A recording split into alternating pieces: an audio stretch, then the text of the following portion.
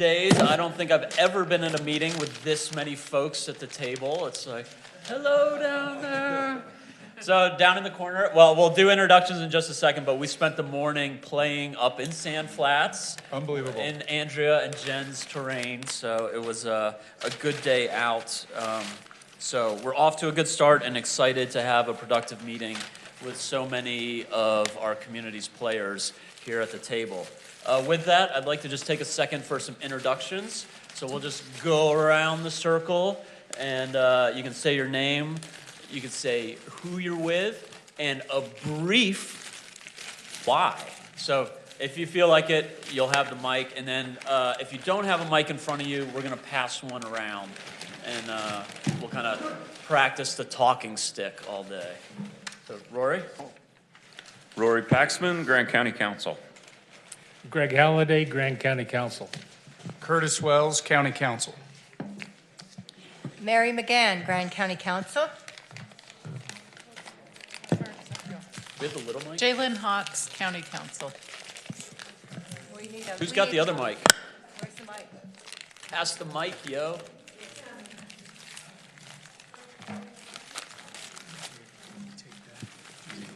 I'm a little, yeah. I'm Ruth Dillon, County Council Administrator. Debbie Swayze, Grand County Assessor. Chris Kaufman, Grand County Treasurer. Chris Baird, Grand County Clerk Auditor. Christina Sloan, Grand County Attorney.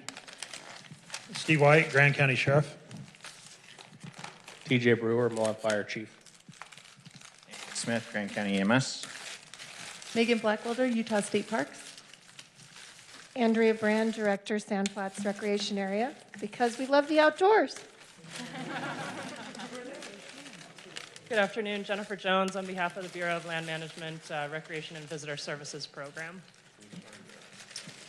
Good afternoon, Mike Deem. I'm the District Ranger for the Moab and Monticello Ranger Districts on Manti LaSalle National Forest. I'm Kate Cannon. I'm the Superintendent of Arches National Park for the National Park Service.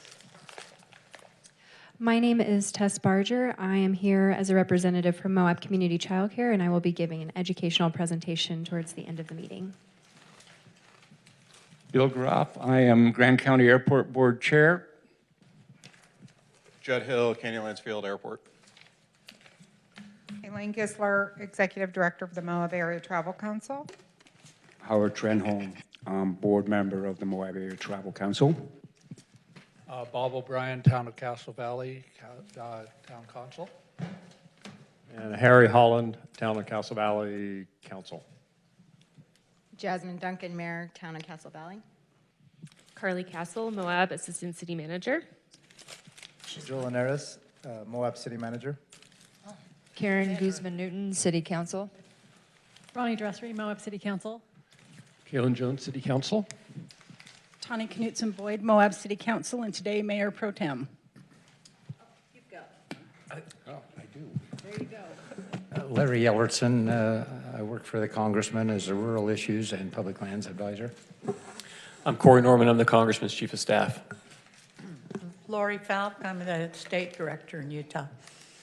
Sue Curtis, John's wife, and happy to be in beautiful God's country down here. It's amazing. I'm John.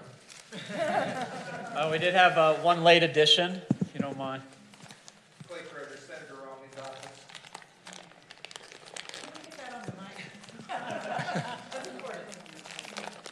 Clay Crozier, I'm the Eastern Utah Director for Senator Romney, so I do all of our stuff in Grand County. Thank you all for being here.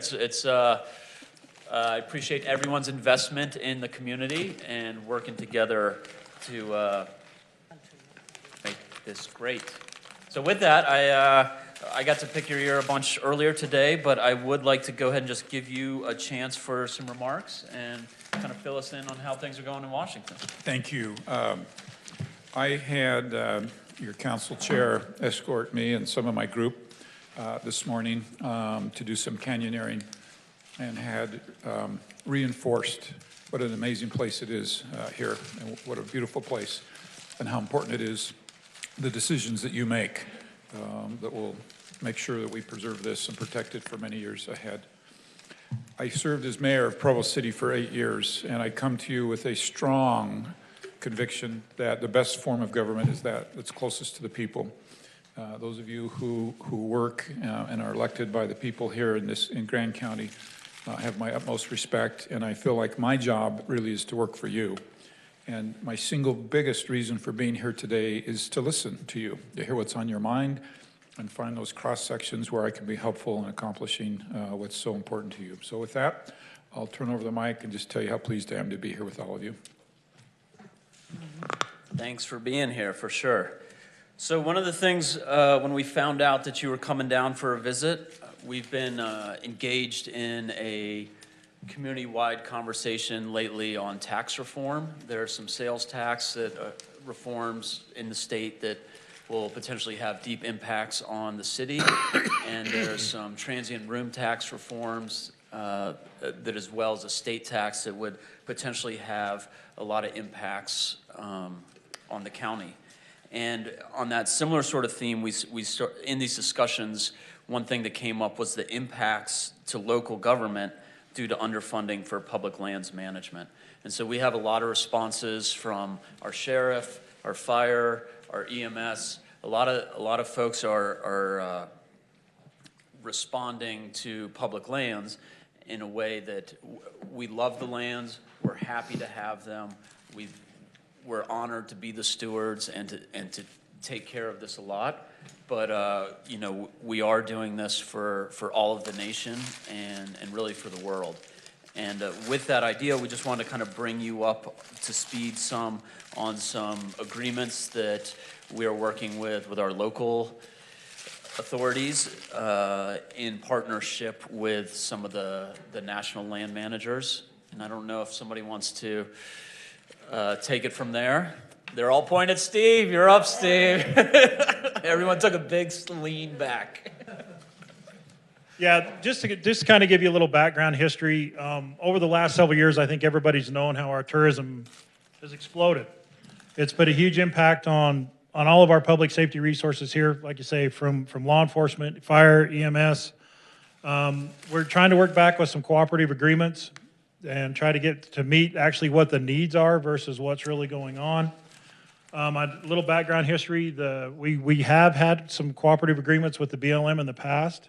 As of right now, those are just now kind of starting to trickle back a little bit. Canyon County, I think, has one now. Garfield County has one. We're in the process. I sat down with Lance and them last week to talk about it, to figure out a fair equation. The last ones that we had, it was a $12,000 contract. Realistically, it wasn't covering a third of what we're really doing. So we're working on that now. Matter of fact, there's 14 sheriffs that are getting ready to go back to D.C. next month and meet with the Secretary of Agriculture and meet with the Secretary of Interior, specifically on contracting issues. There's some other issues from some of the other states that they're going to be looking at, I think WSAs and some of that. But we're really trying to get back to where it's fair cooperative agreements, where the rules are going to be to who's going to do what. One specific point of that is we've been working with Andrea on Sand Flats. The county's going to adopt some ordinances that are going to give my guys a little more to do some resource crimes. It's really, my guys' job's not that, but I think they need the tools in the toolbox every now and again that we need to be able to do that. We need to be able to work with our federal partners to kind of facilitate that along.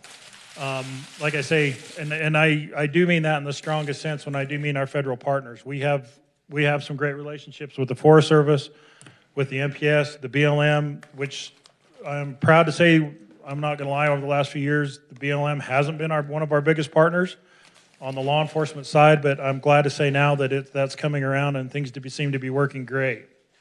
There's a lot of stats and statistics that have been put in front of you today. I'm not going to bore you with them. That's our county attorneys spent a lot of time and a lot of effort doing that. But basically what you're going to see, I think you're going to see some common points that we're exploding. And I think we need to figure out some way to get some help. Some of the arguments that I hear is the counties are inviting them here. You guys are inviting them here. We are inviting them here, I think we're paying our fair share to have them here, but on the other hand, our federal partners, you know, they manage the lands to bring people here. So I think that ought to be something that's taken into consideration as well. I think the issues of PILT comes up. You know, PILT doesn't cover a lot of what comes in here.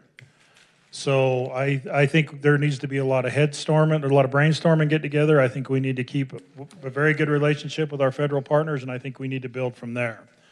So, I mean, let me give you examples. Like our search and rescue team right now has the busiest team in the state. 100% of our rescues are on public lands. You know, we're well over, I think we're well over 112 right now rescues, and only getting higher. I think EMS can testify to the same thing. We're exploding and we need some help. So, what else was I supposed to cover? I got to get my marching orders. So, did you want to talk about some of the statistics or? Sure. I'll delve in. I get to do the boring details because that's what I do. I've put before you a draft ordinance, and this is an effort that both state and federal land managers have worked with the county on, Sand Flats, Sheriff's Office, and the County Attorney's Office. We started on this process, and it's really a decade later than it should have been, but we started on this process to draft these ordinances because we don't have any code on our local books to allow our law enforcement officers to actually ticket or charge people who are violating crimes on public lands. So we started this initiative because state and federal land managers came to us and asked us to do that because they don't have the resources to respond either. We want to help our partners. We also have to keep our community safe. So we're in a situation where we have to do it, and it's two parts. It's both giving us the code to allow us to do it, and so this is a big effort, and it will go to public hearing in November, and I expect it to go forward from there and get codified by the end of the year, which would be really important. Once we have those stats and we have additional cases, we can even provide additional statistics on, you know, the support the county is giving our federal land managers. And we have worked well together. You know, we're all inundated. And so I do want to delve into a few of these stats because they're dramatic. And so since 2010, for example, visitation in Arches National Park has increased 60%. And in the Moab Field Office of the BLM, almost 71%. So these are dramatic increases. You know, our federal budgets haven't increased to keep up. Our local budgets certainly haven't increased to keep up. PILT contributions have not kept up either. So these are big numbers. These are numbers over $3 million visitors, 3 million visitors per year. We also haven't had any new cooperative agreements with the land managers since 2011. That is complicated at the federal level. Why? There's a lot of politicking involved, and I do understand there was a shift away with the prior administration in doing that. And that's coming back around. I think it's really important. The numbers that were being paid, $2,000 per year by the National Park Service, you know, about 4,500 total by the Forest Service since 2011, 12,500 in 2 years by the BLM. These are tiny drops in the budget. Our Sheriff's Office budget is $2.8 million. Our search and rescue, the busiest in the state, is almost $200,000 of budget. Our dispatch system alone costs us approximately $700,000 a year. And these are costs that Grand County is absorbing almost entirely alone, and we need help.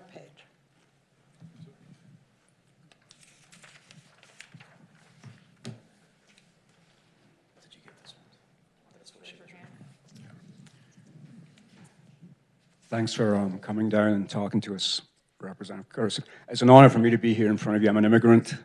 To sit before you is a great honor. What these colleagues across the table are talking about comes down to money. And basically, I feel as a taxpayer in this county, I'm a business owner too, that we're burdened with a lot of costs that shouldn't be ours. Law enforcement is huge. Our sheriff is responding because the BLM has 2 rangers in 3 field districts. Our field district had 2.9 million visitors. We're a Class 5 county of 10,000 residents, so we need desperate help. There are some great role models for what I consider is now an industry on public lands, which is outdoor recreation. State of Utah collects user taxes for every admission, camp fee, permit for state parks. I realize this is asking a lot, but for me, that's what our Congress is for, is to change the laws. It's a compliance issue. I think the users that come here should be the ones that are paying the taxes that would help the counties deal with them. As far as PILT money goes, I would say yes. In order to come into compliance with the state, there should be a reconciliation, and that should be where the PILT money comes from, and it should be a full reconciliation to the county for all the costs that we've endured, for all the back taxes that have not been collected, in essence. And that would be a huge help to a small Class 5 county that is overperforming for a small county. There is no Class 5 county like us in Utah. And we're a great place to look for resources for you as a government to help us, because we desperately need it. Please. Did I catch it right that you said you were an immigrant? Pardon me? When you introduced yourself, from where? Scotland. Scotland. I have Scottish blood in me, a fair amount. My father used to always say that's why our family was so thrifty. Is that a true characteristic? So I want you to know the honor is truly mine to be here with you. And perhaps if I could respond to all of these comments and then invite further discussion. One of the things I've observed is when it comes to federal agencies, most of us like the federal employees that work in our midst and get really frustrated with the agencies back in D.C. And I'm seeing some heads nod. The BLM move out to Colorado, I think, is really important. It will put the decision makers in the middle of these states that have so much federal land. And right now, one of the problems that you're alluding to is the decision makers don't really understand what it's like to be from a county with, what percent are you all here? I know in this 96% federal land. About 92 federal, 96 public. Yeah, imagine if that 96% generated property tax like the property does in the East Coast. And it wasn't PILT money, it was property tax. I made a speech on the House floor, a rare speech because it was a speech with Congress actually there listening. Most of the time we make speeches, you guys probably know the drill, nobody's there. And I asked my colleagues to think about what it would be like to be from a county with 90+% federal land. I have 4 counties in that category. How do you build roads? How do you do law enforcement? How do you build schools? You know, all the things that you all are tasked for. So the move for BLM, I think, is a first step. I think we need to continue that type of connection, of connecting your real life realities with Washington, D.C., where a lot of my colleagues don't understand what you're dealing with and the pressures you're dealing with. And I would love to help be that bridge. You mentioned a group of sheriffs are coming out. Let me know when you're coming out, and let me know. I can help facilitate that discussion. I would love to do that. The other thing that I would mention on this is we're hearing this particularly from these 4 counties that I represent, Emory, Carbon, Grand, and San Juan. And I don't know, are you working at all together with them on some of these issues? And is that a role that we could play in facilitating discussion and because you're far more powerful, as you might imagine, coming together with multiple counties? And that's something I just throw out if that would be helpful. For sure, I think that the ordinances that we're working on now with Sand Flats is the low-hanging fruit, because Sand Flats is a county agency, and so it's easy to align our county ordinances with what they have. Right now, we don't have a law in the books that says you can't leave a campfire unattended in Grand County. And so we're trying to get those laws or those rules and regulations that the BLM have in place as something that we're actually able to enforce. And so on this front, I think that Grand County is taking the lead on this, and we hope that it's a model that's easy to get adopted outside of just Sand Flats, and something that could really be regional for the greater Canyonlands area. Sand Flats drove this process. Sand Flats drove the process, but this will apply to all of Grand County. So, yeah, it was actually a joint effort as well. Just so you know, it was Sand Flats, it was State Parks, it was been the BLM. I'm trying to think who else has been in that room, but it's been a collaborative effort, which has made it great because we've been able to kind of pick and choose the best of all the worlds and put it together to what fits us. So it's been a great effort to be working on that. And so those state parks, there are state parks in Emery County and San Juan County and Carbon County, so. Yeah, we met with Emery County a few weeks ago, and their deficit, I think, I want to say, was about $500,000 on emergency services. Had 126 last year. 126 responses last year, and search is something you can obviously relate to, and theirs is going to grow, probably exponentially. And that's where I want to make sure we're connecting you and making sure that some of the answers you're finding are helping them and vice versa. Good.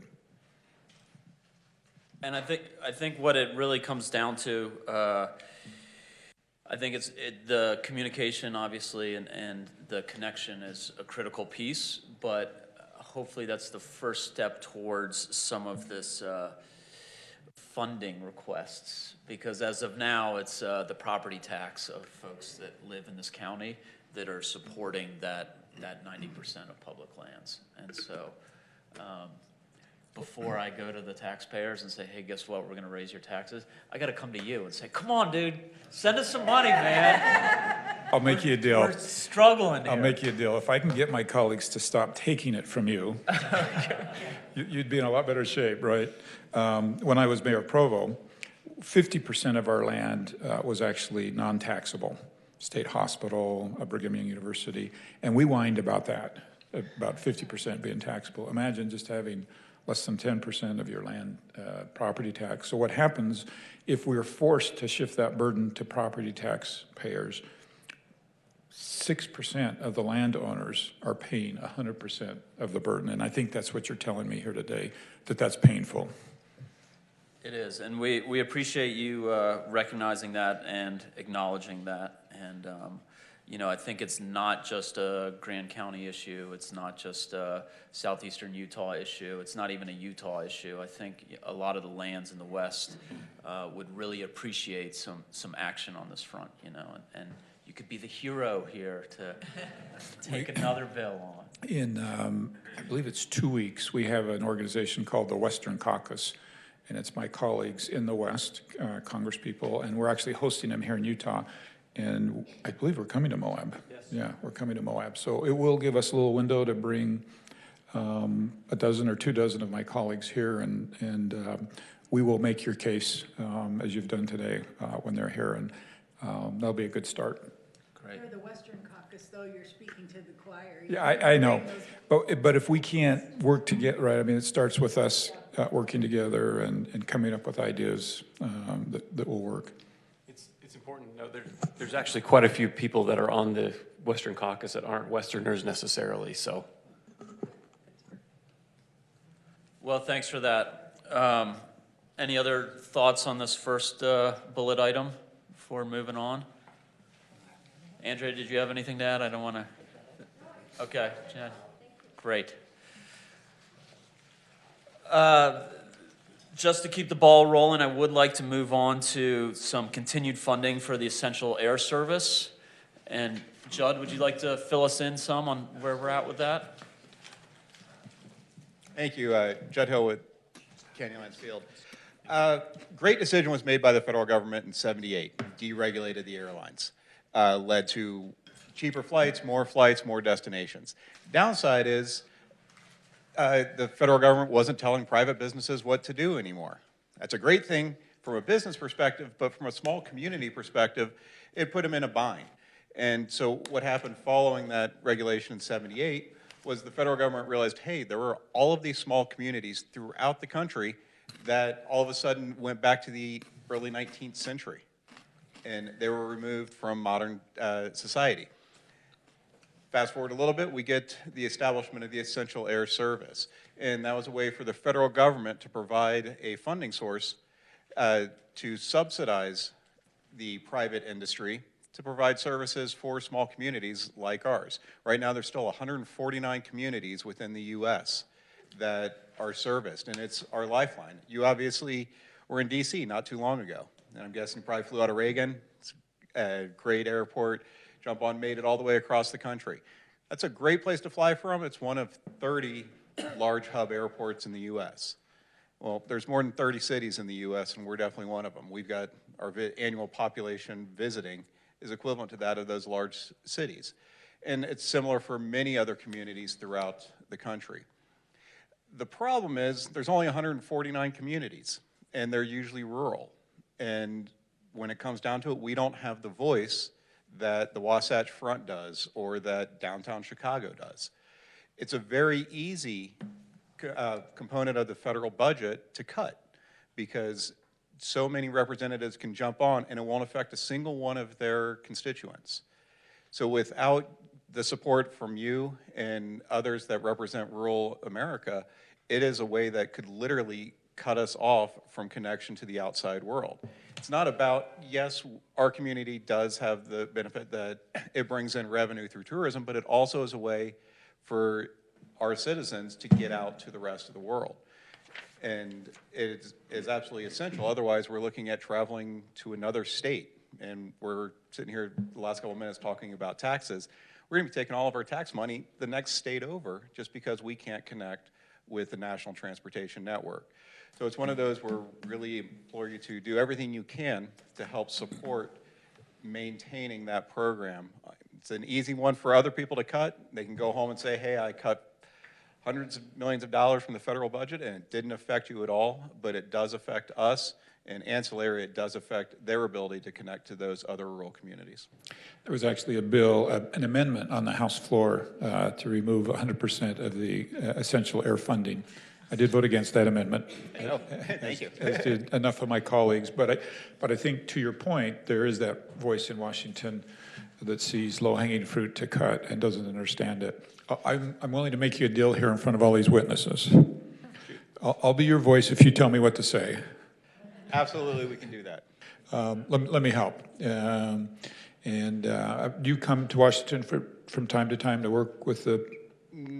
I've been from time to time, not for representing the county. Yeah, if you do, let me know. We did this a lot in Provo. I hate to keep referring to Provo. Do you know Steve Gleason? Very well. Yeah, would love to work with you, much like I've worked with Steve in securing some funding and doing some good things for their airport. So count me in. Thank you very much. Great. Thanks for that. Another issue that comes up in a more rural area is the use of federal highway gravel pits. And Jasmine, did you want to, or Greg, I don't know who. Did you want to speak to this? Go ahead. Thank you for being here, and I think you've probably already received this letter once before from Councilman Halliday. I did put a letter in front of you, yeah. So we would just like it if this could be looked into, the use of the federal highway pits by like municipalities. We live near the Ida Gulch pit, which is a federal highway pit, and the Federal Highways Administration is in charge of that. The other nearest pits, this pit would give us like a 5-mile round trip to get materials. The others would be 16 to 30 miles round trip. So just being this close to a viable pit and not able to use it is an interesting situation. And if that is something that can be worked out, the current permit holder is UDOT, and they've had no problem with us piggybacking with them before. So just thought we'd bring that to your attention again. This is one I need to learn more about, but I'm happy to do that and see if we can be helpful. Thank you. Tawny? The federal gravel pits, there are more than just that one in Grand County. There are several. The one she's speaking about is up on Highway 128. There are some up at the base of the Book Cliffs. There are some out along 191 and I-70. And I think there's one up on the LaSalle somewhere. We, Grand County, have historically been able to access those, and just recently have been asked not to. It can almost double the cost of a project just in transportation costs and purchasing the materials that you need for that project. A good example is we had a washout on Onion Creek or Fisher Towers.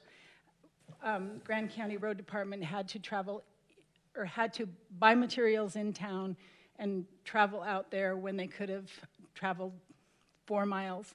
And so it nearly doubled the cost of that project. So you And got when I none of- say materials, it's rock. It's many different kinds of rock. And It would be interesting to analyze not just the cost, but the use of roads, the extra travel costs, the pollution generated because of that. exactly. I just had a thought. If you'll add to this letter, either one of your contact information, who you want us to follow up, we'll actually specifically get back with you. Okay, I see it here. You're right. Good. We'll use that to follow up. Thanks for your attention on that, for sure. Greg? Yeah, just to add to this.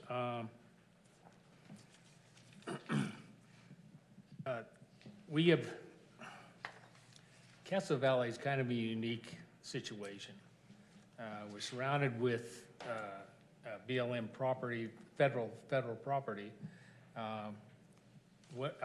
Years ago, I was a road manager for Castle Valley, and I was the first one to contact the state to see if we could get material out of that gravel pit. And the state didn't have any problem as long as it was the town of Castle Valley getting it. Well, somewhere along the line, the Federal Highway Commission decided that all the material in the pit belonged to them, but the land belonged to the BLM. And so that's where the rub has come. So I've been working with Larry Ellertson here, and he's been trying to work through this. I don't know if we're going to have a legislative fix to this, or we can do something with the Federal Highway Commission. But that seems to be the problem, is that they don't want any material used from that pit that is not used on a federal highway. And that seems to be the problem. Okay. Good. Thank you. But thank you very, very, very much for your concern on this issue. The next item on our agenda is the OHV use in national parks. This is something that came as a recent surprise to a lot of folks in the community, and honestly, I don't have a lot of history behind it, and it sounds like it might be something that maybe Kate could kind of fill us in on how we got to where we are now and what's with it, and we'll start with that. Well, let me first say that I've heard a lot of comments from people in the community and elsewhere since the announcement of the imminent change was made. But I don't know that I've heard from all of you. Do any of you want to comment right now? So I have a lot of my own personal feelings, and Some of them were like overflowing this morning. Yeah. But I don't think either of these bodies has had a chance to meet together and take a stance one way or another. And so I'm a little hesitant to kind of dive into that. So I was more kind of thinking to maybe start with an update. Yeah, let me give a little history. In 2008, state law changed, which would have, and the state law changed to allow ATVs of all sorts to operate on roads and streets and trails everywhere except on the Wasatch Front. And communities weren't left with a way to opt out of that. That also would have put ATVs into national parks because we assimilated state motor vehicle regs into our regulations. And so when the regulation changed, they were allowed. We felt that that would be inappropriate in national parks because of the propensity of those vehicles, certainly, especially at that time, to go off-road, but also because of the noise that they produce, which may not be appropriate in a national park setting. We also have regulations against noises over 60 decibels or that are inappropriate to the area, and some other things like that. So we acted through our own regulations to preclude the entrance of those vehicles into the parks, and that has stood for the last 11 years. Now there's a proposal that that be changed, and we're working right now to try to avoid that happening, because it continues to be our opinion that the use of those vehicles in the parks would be detrimental to the experience of visitors there, largely because of the very significant noise that they make and the decibels that they that come from them, even as individual vehicles, and when there are large groups of them, it is pretty striking, as all of us who live in Moab probably already know. So picture that happening, going up the switchbacks into Arches, or coming down or up the road below Delicate Arch. That would not add positively to the visitor experience. So we are again looking at ways that we can act in order to prevent that from happening. Now, I know that there are legitimate arguments for allowing them in the parks. You know, they are another motor vehicle, but I think they have such a detrimental side that we need to work hard to maintain the closure of the parks.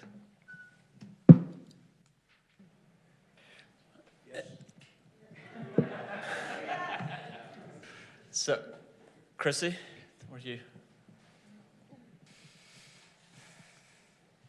We have a bunch of special events here in Grand County, and I can tell you that the ATV rally that has been held here for a few years has gotten more negative comments to our county council than any other.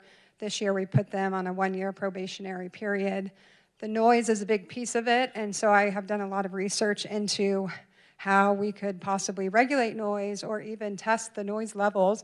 Worked with the sheriff's office as well. And you know, I'd like you to know that you can't roadside test those levels. So even though the parks might have this noise cap, there's no reliable test roadside to do it because there's too much other ancillary noise, and I think that's important. I also want to let you know that Evan, our council chair, and I went up to Salt Lake in mid-September to talk with our local legislators, and one of those meetings was with Senator David Hinkins. We were up there because we've gotten a lot of attention for some local land use regulations, and that was the focus of our meetings. David Hinkins made the point to say, I'm not hearing about your overnight accommodations stuff. What I'm hearing about is ATV noise and OHV noise, and it is dramatic in opposition to it, and it's coming from people you wouldn't think. And he said, I'm committed, I'm listening now, you've gotten my attention, Southeast Utah in general, not just Grand County. He said, you know, it's coming from all my constituents. It has surprised me by the type of people who are starting to complain. It's like, you've got my ear, and I'm ready to move forward to possibly run a bill. So I would hope that you would reach out to Senator Hinkins, and I hope that he would confide the same information in you. I'm really glad to hear that about Senator Hinkins. He's a pretty loud voice up in Salt Lake City, and a very influential voice, and in many ways the voice of rural Utah, and very well respected. So that's really good news, and I know him well. We'll reach out to him, and I don't know. Your chair mentioned the bodies in here haven't really had time to react to this, and certainly I can understand that. I was as surprised as all of you were by the notification. Nobody called me and asked me what I thought. I know you'll find that shocking. So I heard about this issue probably first time 3 days ago from Mayor Newhouse when I saw her up in Park City. Since then, I've heard from a number of you on it. To the extent that you can speak as one voice, it will be far more powerful. So I don't know if the consensus is here. I have no idea to know if the consensus is here. But to the extent that there can be a resolution, whether it's from the county or the cities or both, there's a very, very powerful tool. So if I'm going to have any influence with Kate's boss or Kate's boss's boss, a boss, right, that is a really powerful tool for me. It also gives me a little bit the authority to speak on your behalf instead of kind of just guessing where the consensus is. So I'm not saying that's a requirement, but it certainly would be very helpful. Even if speaking as one voice waters it down just a little bit to get everybody on board, that's still a really powerful tool to find that place where everybody can say, yeah, we can agree on that. It really, really helps me. Otherwise, I go about trying to support what I think is the will of the community, but a little bit guessing. It's on our next agenda, isn't it? Yes, it is. It is. We'll set the agenda on Wednesday, tomorrow. I know I've been in contact with Friends of Arches and Canyonlands, and they have been helping with the creation of a resolution to ask that UTV, ATVs not be allowed in the national parks. So we are in the process of working on Yeah, that. be very, very helpful. Excuse me? Yeah, joint, that's what we're looking at, a joint resolution. We wanted to have it ready for today, but it was asking too much. We couldn't get it to legal review, and we couldn't do everything we needed to do. While we're on this topic, I'd like to add something that as we go forward and start looking at the off-roading issues, we've had kind of a disturbing trend of trying to open up public lands to other vehicles, you know, bicycles in wilderness areas, electric bikes in national parks, the RS-2477 issues in Utah that could actually open up about 30,000 miles of roads. So I'd like to just throw that out there too, and maybe look at that issue along with the national park This is a vehicle perfect opportunity for me to make a pitch to all of you. I suspect most of you, if not all of you, know about the Emory County Public Lands Bill. We've been asked from time to time about a Grand County bill. I just want you to know our team is ready and anxious.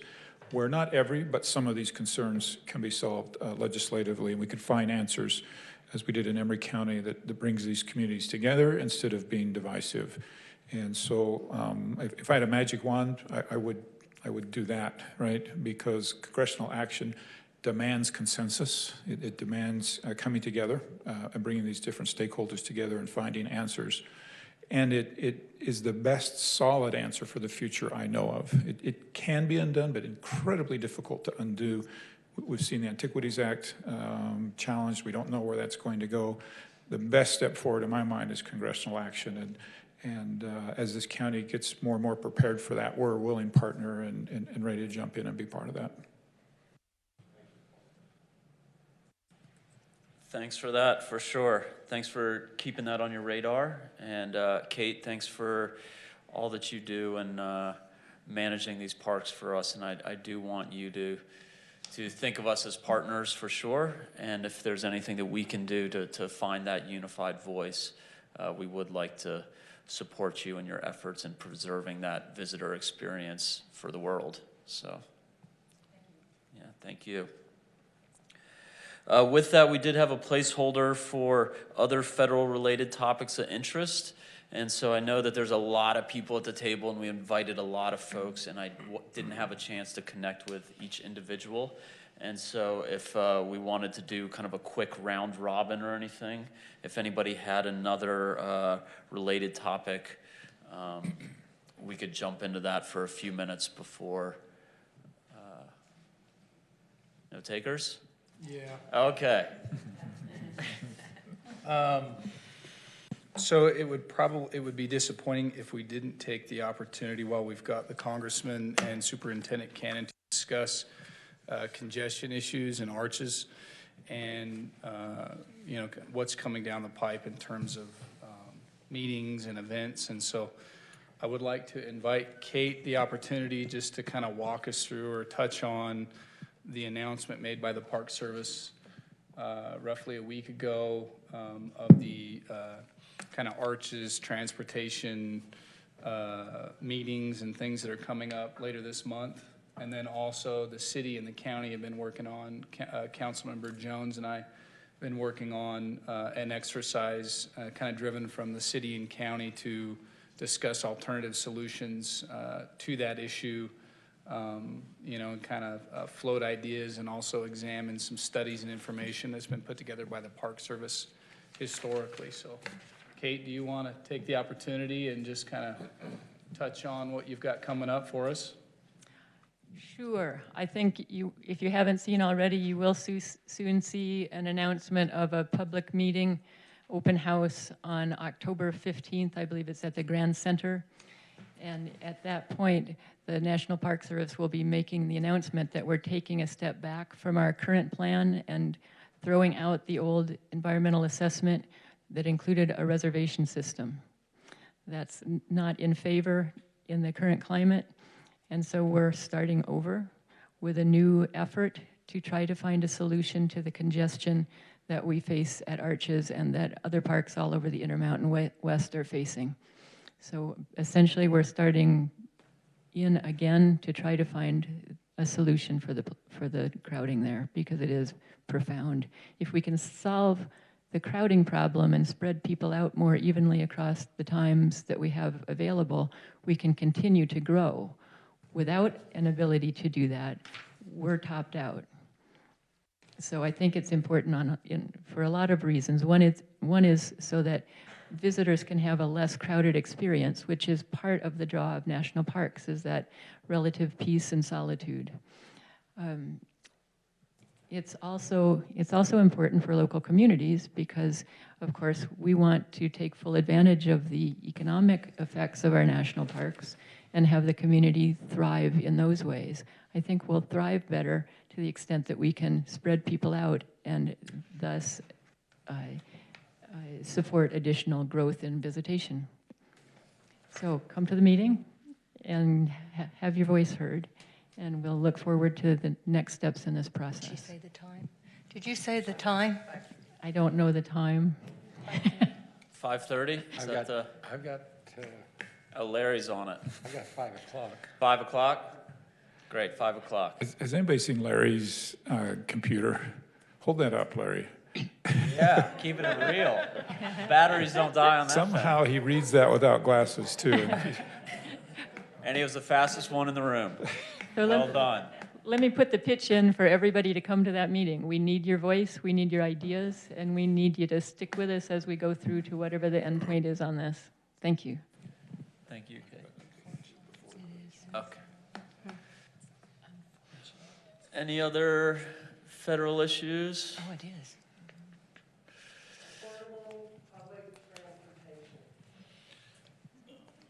I think what you're hearing is that our Congress needs to do better for the smaller communities that serve so many taxpayers here. You know, there's nothing that Congress couldn't do to help solve Arches' problem by giving them money to maybe put a north entrance in or a bus service or something like that.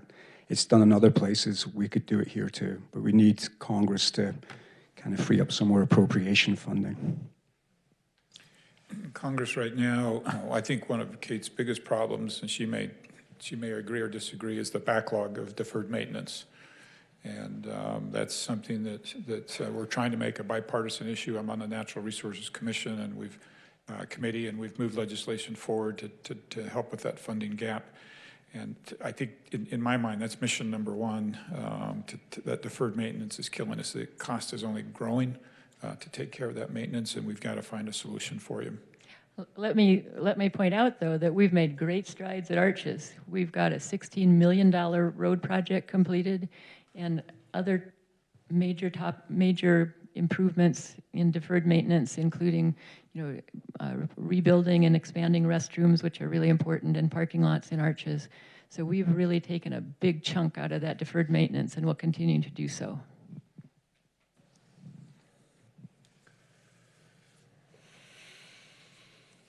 Jesso, as a member of the city's planning commission, please. My issue actually has nothing to do with planning, so I'm here as a mom, as a teacher, as a business owner, as a woman. So, a little history. In '73, Congress passed the Equal Rights Amendment, but then it needed 38 states to ratify it to be added to the Constitution. We are now at 37 states. Utah has not yet ratified the Equal Rights Amendment. If Utah ratifies it, it can be added to the Constitution. And I feel that all women, all people deserve equal protection under the Constitution. In the next legislative session, there is an opportunity for Utah to ratify it and for it to go back then to Congress to get added. So everybody and you can help us by calling, telling your legislators, please support this. It's for all of us.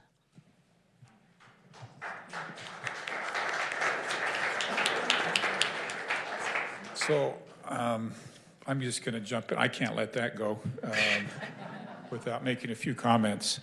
My district director, Lori here, I think can represent us well in trying to understand that and our role in that and be helpful.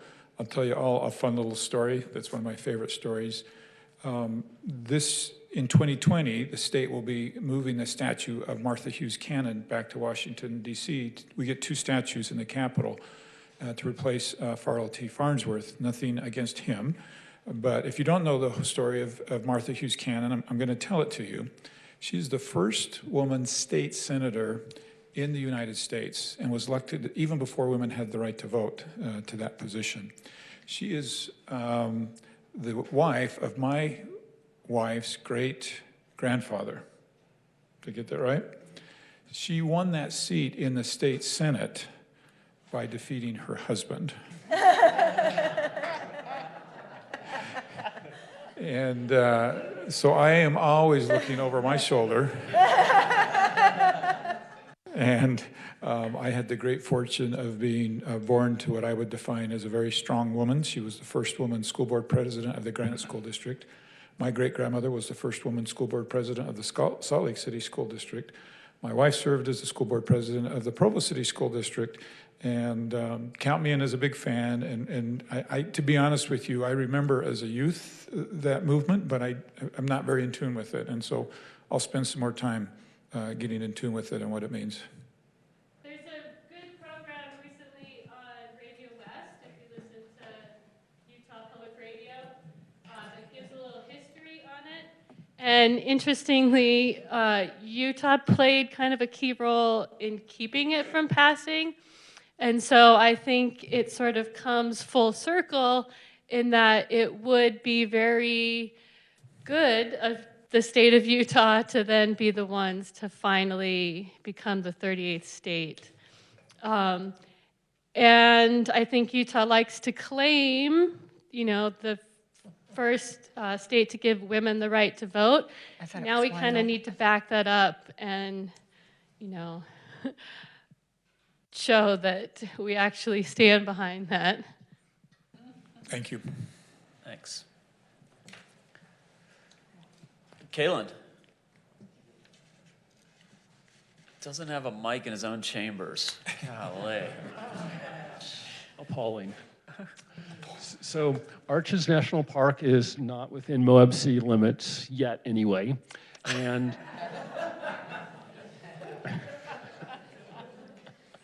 which one's growing?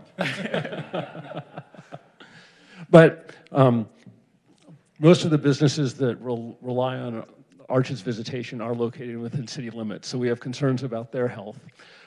But much of the information that we get about, the feedback that we get about ATVs is from residents, and the issue is about the noise. And there's other issues I realize in terms of their use on federal and state lands. But from the city's perspective, it's primarily the noise impacts. And as I understand it, the stock mufflers do meet federal noise regulations. So it seems like one way to bypass this squabbling that we have at the local and state level is for that to be amended. So I just like to drop that suggestion, and it might take a while to gestate, but it's one way you might help us. Gestated started. Thank you. Thanks, Kellen.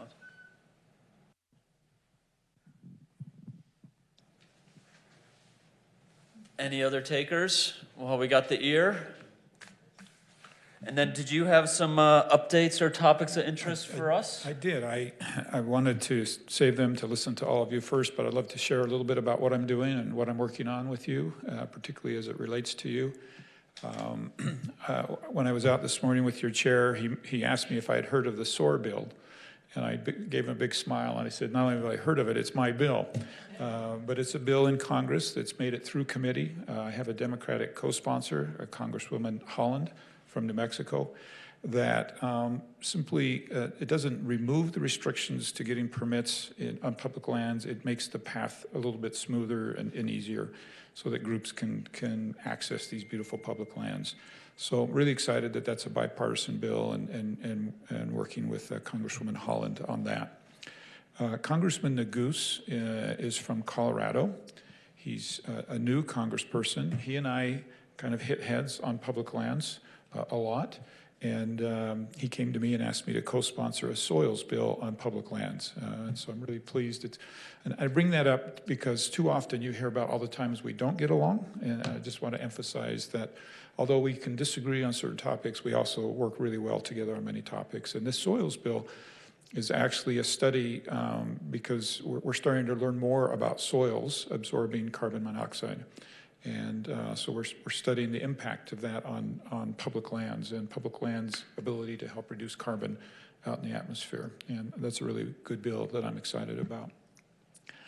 I suspect, and I think I know, that the climate is a big issue here at Moab. And a week and a half ago, I sponsored on the House floor a resolution to recognize Clean Energy Week, and was able to get about 25 Democrats and 25 Republicans to co-sponsor that resolution. And the chairman asked me today what some of my things are that I'm working on that are not so obvious. And I shared with him a real passion that I have to make the climate a bipartisan issue. Too often we revert to these stereotypes, and the stereotypes in Washington, D.C. go something like this. All the Democrats are extremists. All the Republicans don't care about the environment. Of course, neither of those are true. And as a matter of fact, I find if we change the question a little bit and simply ask, do you want to leave the earth better than we found it? I've never had a Utahn say anything but of course we do.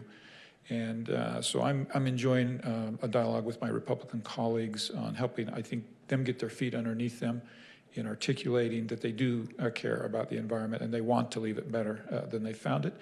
And also making sure that all Democrats aren't painted as extremists. Right, on both of those stereotypes.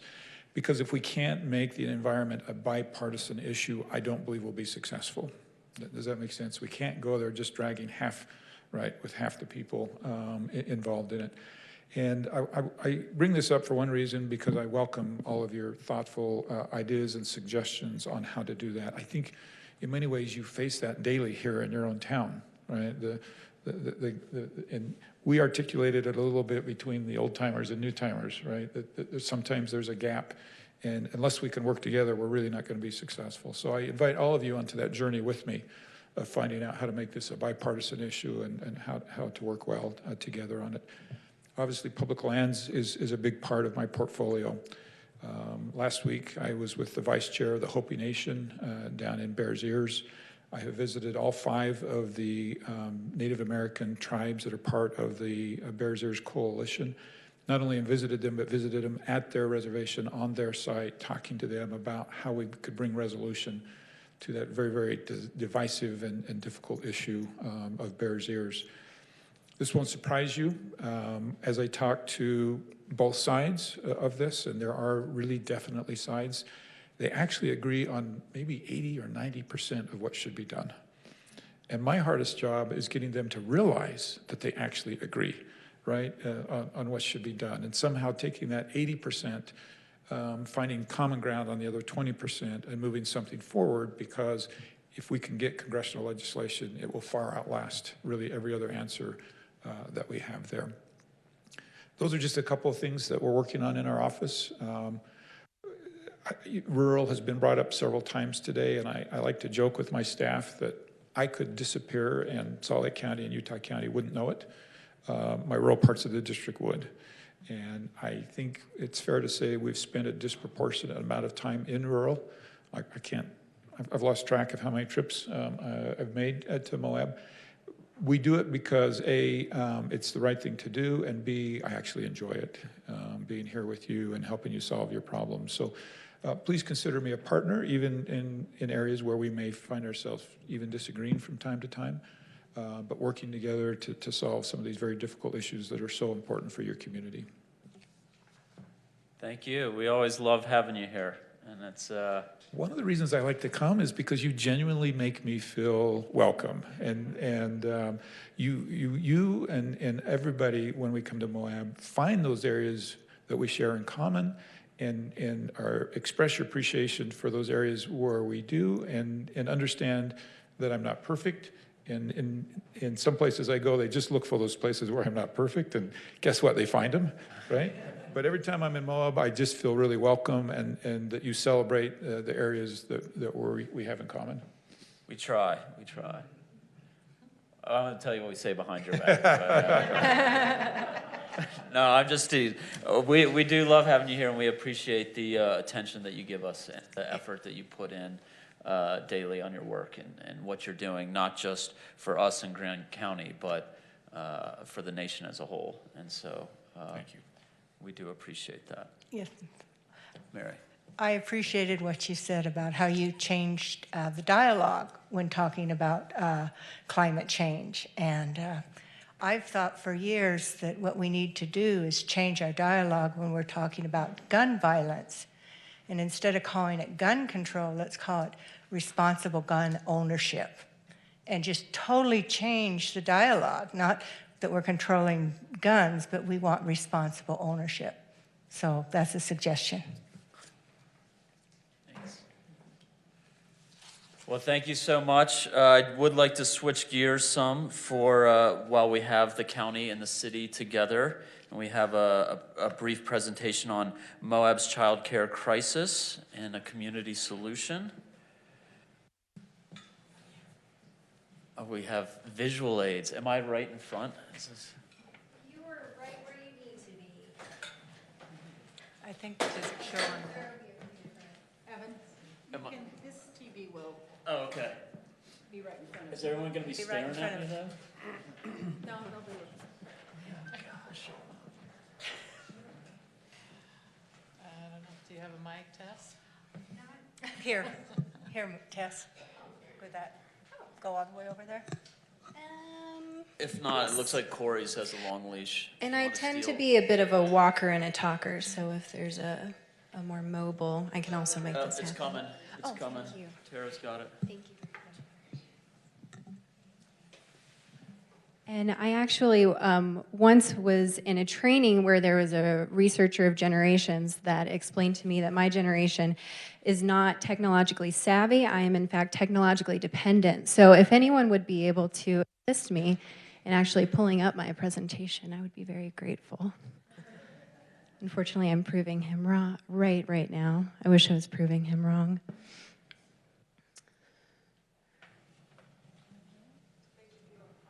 Pardon me?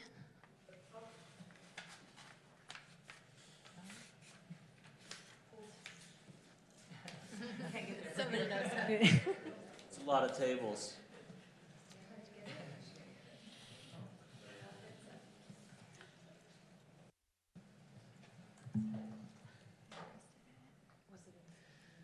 Yes, it was. It was, yes, it was pulled up before.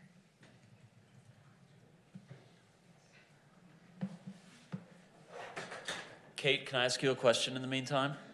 Yes.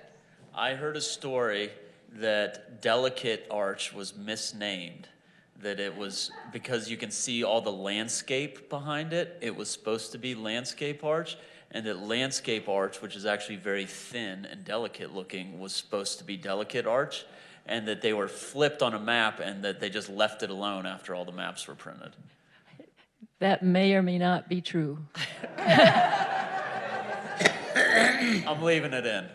You know, I used to think that it was true, but then I went and stood up behind Landscape Arch, and if you go behind it and up on the rocks in that, you know, or at its height, you see a spectacular landscape through that arch. Fair so enough. It could be either way. Fair enough. Plus, I said it's because when you go to take the photo, you have to go landscape mode. Thinking ahead.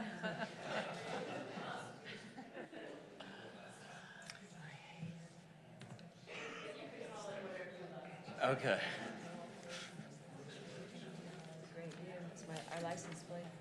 And that's state mascot. See, we got to look out for it.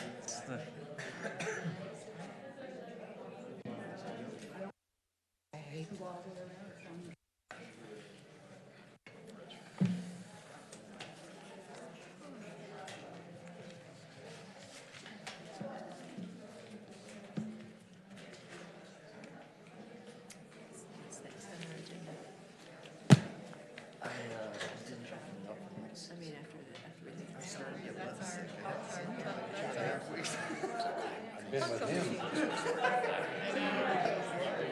lost my paper somewhere. The one to all of us. Jared Parksher's this guy.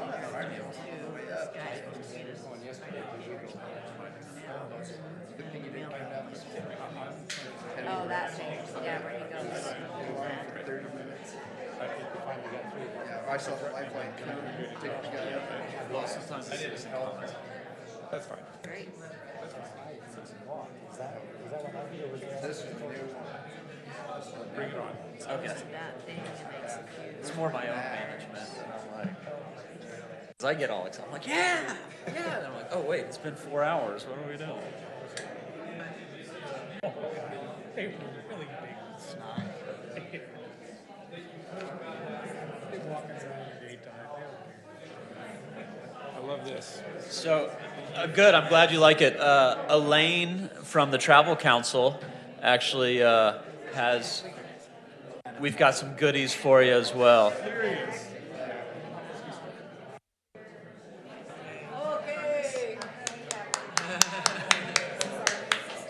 Yeah. That's for you to wear. Yeah. Sorry, we gotta get him. He's joining the movement.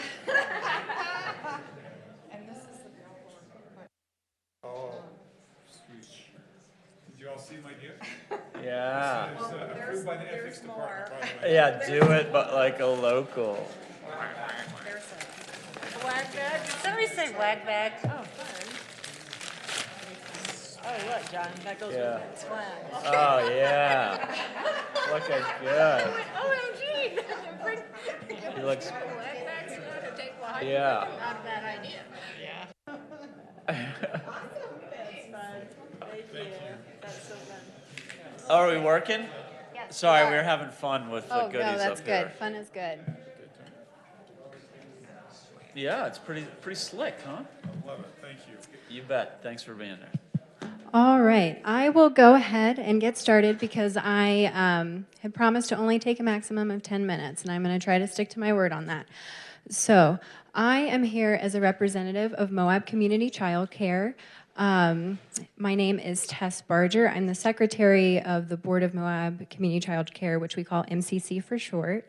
And in my daytime hours, I am the Director of Client Services at Sea Haven Family Crisis and Resource Center, which is a nonprofit that addresses the issues of domestic violence and sexual assault in the community.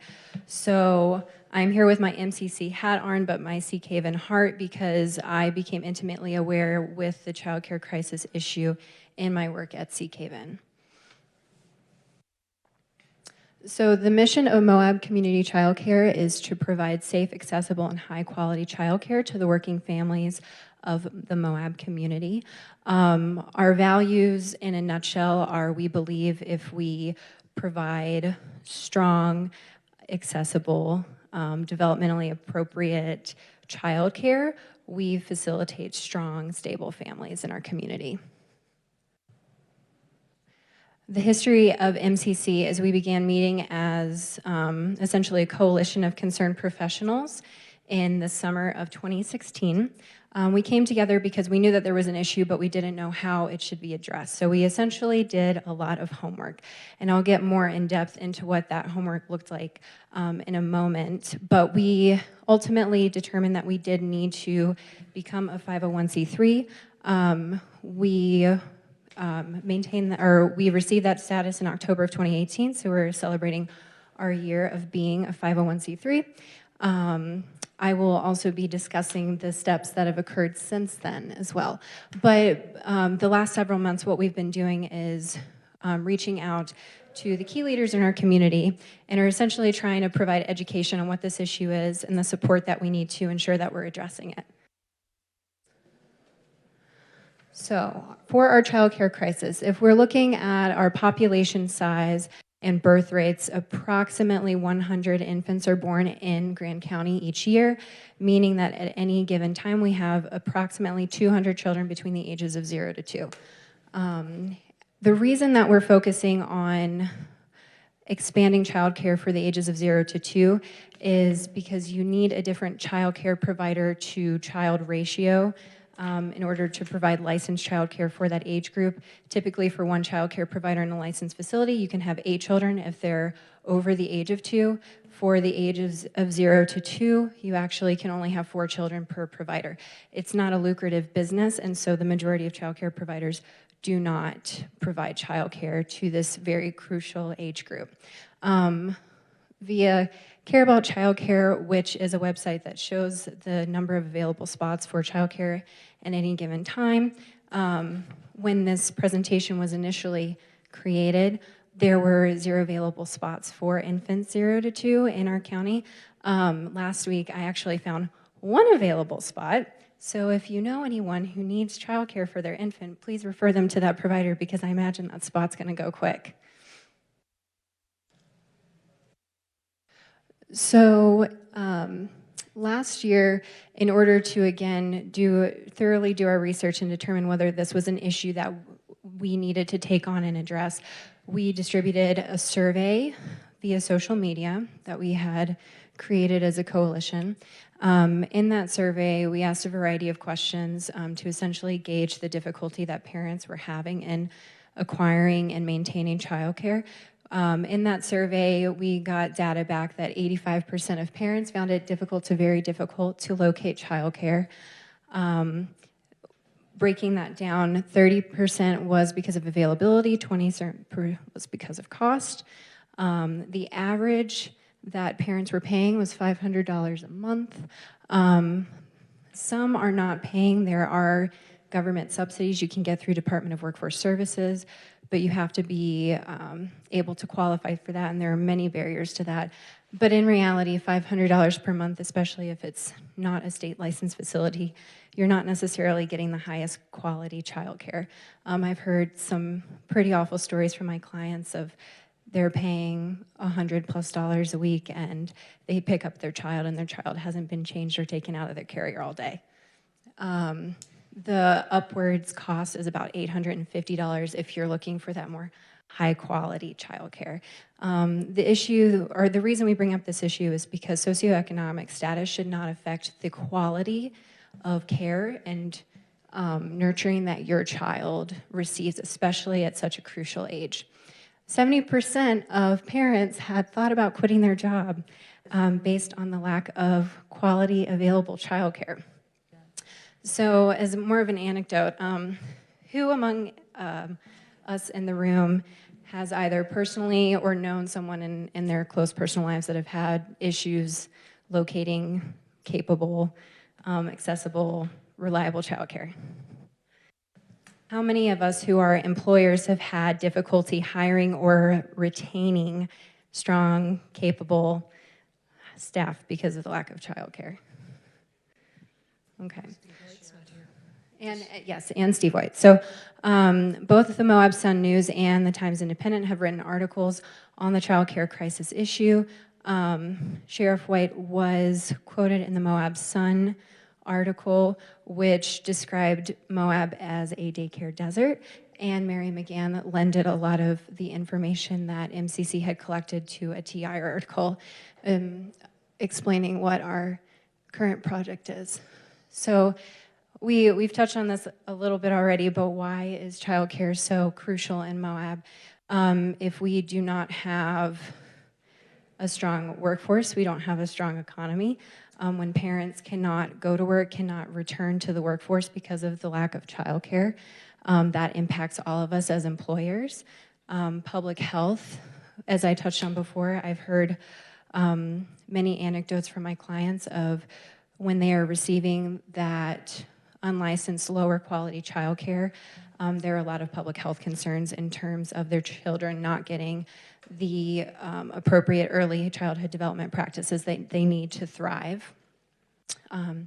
Within government agencies, we've had a lot of discussion of the lack of childcare not only affecting individuals' ability to go to work, but also to be able to be involved in government, whether that be attending council meetings, and yeah, just being more involved in the community and education. One of our board members, Libby Bailey, is a teacher at HMK, and one of my favorite things that she always says is, the infants of today are going to be my students in several years. And so again, if they're not being supported in their earliest stage of life, then there are going to be a lot of issues in terms of development and education as they get older.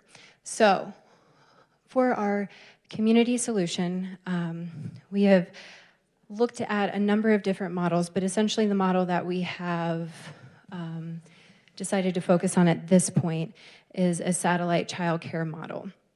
What this would look like is different agencies, businesses in town that have available space in the form of a room and their specifications for that. But we would be able to have these satellites where we would have Monday through Friday, 7 to 5 o'clock childcare centers, where we would focus on these values in each of those childcare centers. And we would have 2.5 teachers in each of these satellite classrooms. We would be able to serve a total of 8 0 to 2 infants per classroom. This model for tuition and pay, because we know that in order to get high quality staff, we have to be able to pay competitive wage. This wage is very under what it needs to be, but essentially what this model was this is the amount we would be able to pay our staff for our model to be self-sufficient on just tuition alone. So again, when we look at why this cannot be a free market private sector business, as a nonprofit, we would be able to fundraise and accept private donation in order to essentially help float the cost of paying our workforce an appropriate amount so that we can retain a high quality workforce, as well as offer scholarship opportunities to the many families that would not be able to afford that $650 per month.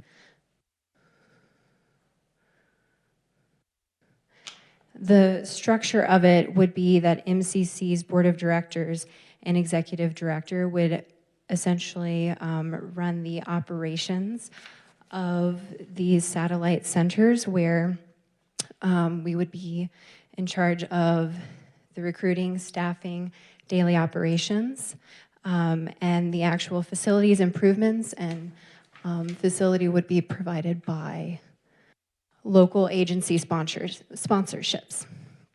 And I have a draft memorandum of understanding written as well if you're interested at looking more at the specifics of the roles and responsibilities of MCC along with local agency sponsorship. These are the specifications, but essentially a short rundown is a space has to be a certain square footage of indoor space as well as outdoor space. In order to be state licensed, it's very essentially finicky is the best word for it. So MCC would offer that consultation to ensure that a space would be able to pass state licensure.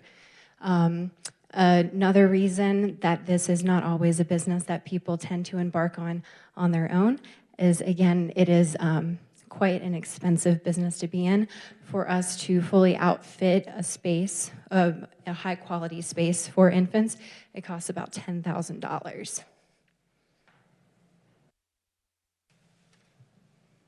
So next steps, in truth, our next step is more so educating the community, letting you all know what we're doing, where we're at, and where we want to go.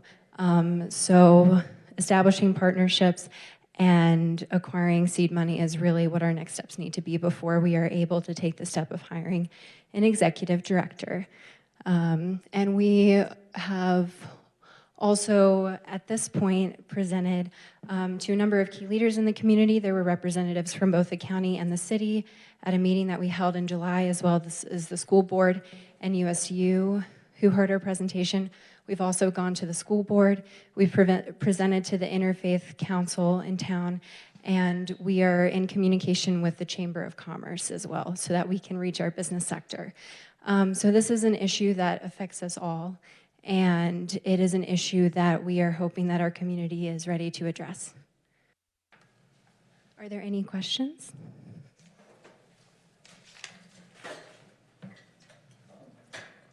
Is there an ask to these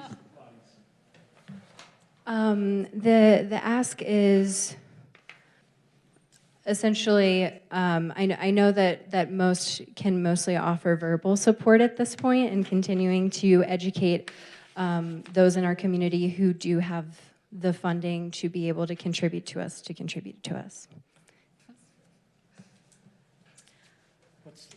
have any idea what the number is? You need? It costs $10,000 per satellite. No, how many?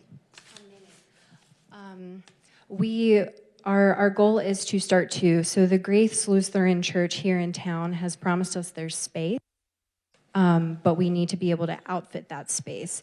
In reality, for us, for our financial model to work, if we had 2 sponsorships, we would be able to sustain. How many children? How many children? Children. 8 children per space, so 16 in total. What's the need What's in the town? total? What's the need? How many children out there need daycare that aren't getting it? That is a difficult specific number to have, but when we look at, we have approximately 200 children within the age group of 0 to 2 years old, 8 licensed childcare spaces in Moab with 1 available spot. There's 1 available spot for, A couple hundred. Exactly, yes. Thank you. I apologize for not grasping your question immediately. Yes.